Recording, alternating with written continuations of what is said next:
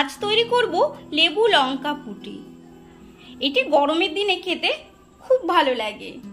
একবার তৈরি করবেন, আঙুল চেটে খাবেন। এখানে আমি নিয়ে নিয়েছি 5টি বড় সাইজের পুঁটি মাছ। পরিমাণে আছে 1 কিলো। নিয়ে নিয়েছি 1 চামচ পোস্ত, 1 চামচ সাদা সর্ষে, 1.5 চামচ চীনা বাদাম, 2টি গন্ধরাজ লেবু পাতা, 1টি গন্ধরাজ লেবু, 5টি কাঁচা পাকা লঙ্কা, গোটা গরম মশলা। মাছগুলো একটু বড় হয়, আমরা একটু হালকা করে চেরা করে নেব।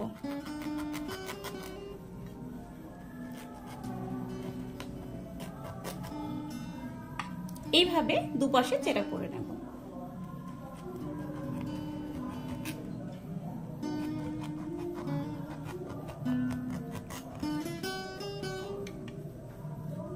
দিয়ে দেব নুন, হলুদ, ভালো করে মেখে নেব।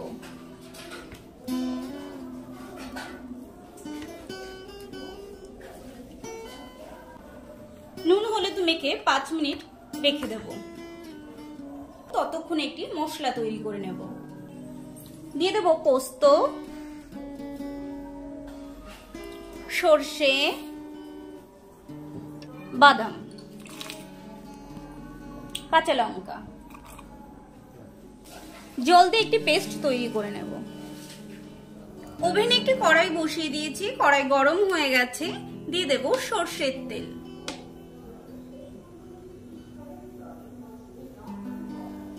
এখানে আমি 4 চামচ মতো সর্ষের তেল দিলাম।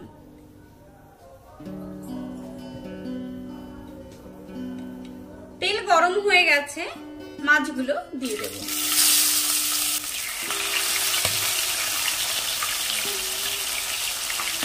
মাছগুলো অনেক বড় হয়, একসঙ্গে দুটো দুটো করে মাছ ভেজে নেব।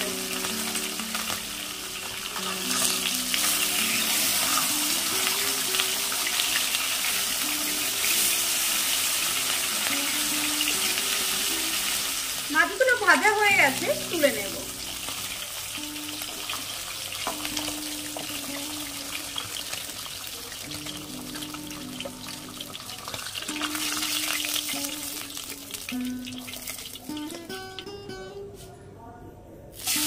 এইভাবে বাকি মাছগুলো ভেজে নেব। এই মাছ ভাজা তেলে দিয়ে দেব গোটা গরম মশলা ফোড়ন। এলাচটিকে অবশ্যই ফাটিয়ে দিতে হবে।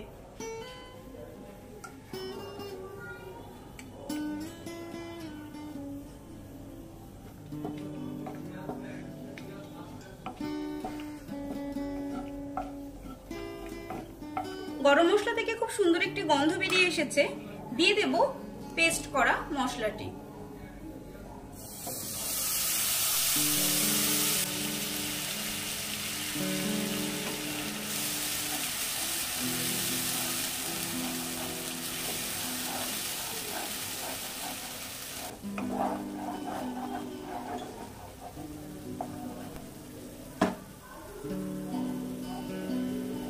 দিয়ে দেব স্বাদ মতো নুন,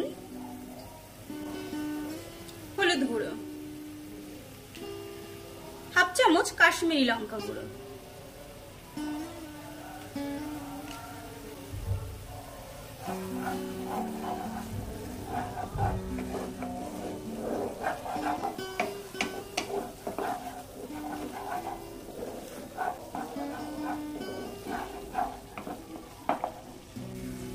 একটি গ্রেটারের সাহায্যে গন্ধরাজ লেবুটা এভাবে গ্রেট করে দেব। সবুজ অংশটাই আসছে, খেয়াল রাখতে হবে সাদা অংশ যেন না চলে যায়।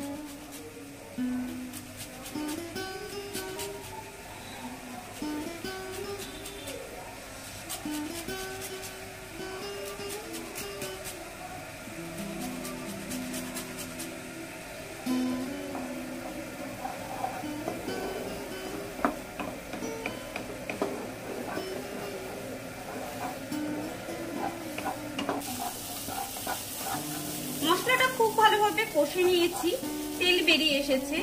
দিয়ে দেব জল।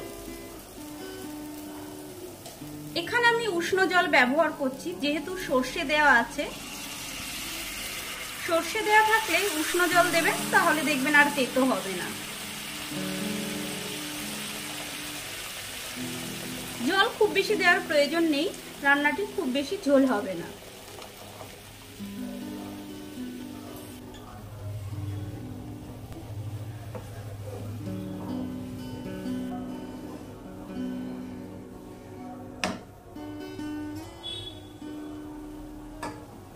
ঝোল খুব ভালোভাবে ফুটে উঠেছে, দিয়ে দেব ভেজে রাখা মাছগুলো।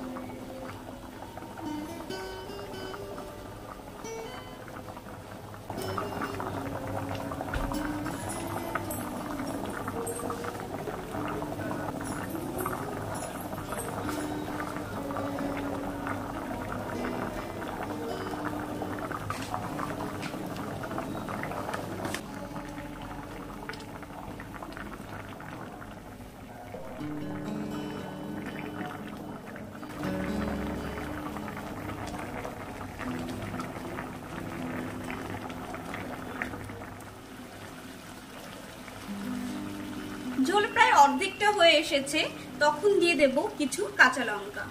কাঁচা লঙ্কাগুলোর মুখ কিন্তু চিড়ে দিইনি, এইভাবেই দিয়ে দিতে হবে। ঝাল হবে না, কিন্তু সুন্দর একটা গন্ধ আসবে।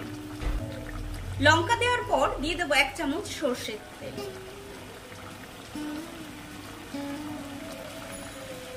আরো 5 মিনিট ফুটিয়ে নেব।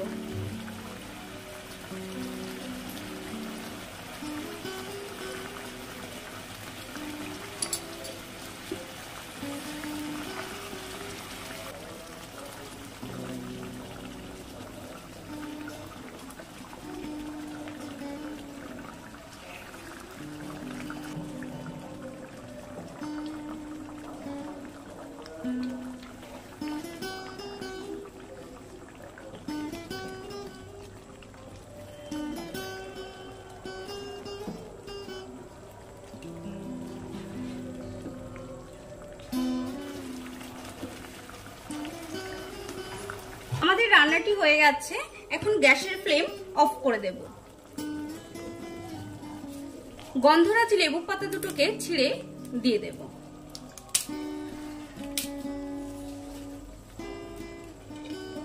পাঁচ মিনিটের জন্য ঢেকে দেব। কোনোভাবেই এই সময় গ্যাসের ফ্লেম অন করা যাবে না, তাহলে তেতো হয়ে যাবে।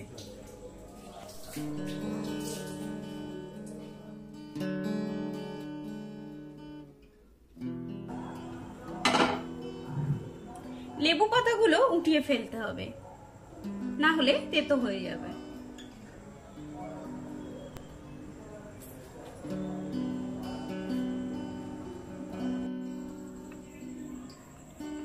আমাদের লেবু লঙ্কা পুটি একদম রেডি খাওয়ার জন্য।